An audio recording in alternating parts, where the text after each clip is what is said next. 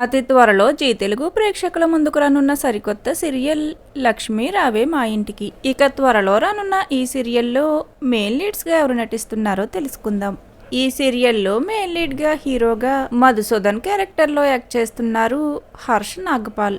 Harsh Kannada actor. తను తమిళ serial అయిన పున్నగై పువ్వే అనే సీరియల్ తో పాటు త్రిపుర సుందరి సీరియల్లో కూడా నటించారు. తరువాత ఇప్పుడిక మొదటిసారి లక్ష్మీ రావే మా ఇంటికి సీరియల్ తో తెలుగు ప్రేక్షకులకు పరిచయం కానున్నారు. ఇక అలానే ఈ సీరియల్లో మెయిన్ లీడ్ గా శ్రీలక్ష్మి క్యారెక్టర్ లో నటిస్తున్నారు దర్శిని గౌడ. దర్శిని కన్నడ యాక్ట్రెస్. తను గతంలో నాగపంచమి సీరియల్లో యాక్ట్ చేశారు. తను పంచమిగా తెలుగు ప్రేక్షకులకు సుపరిచితమే.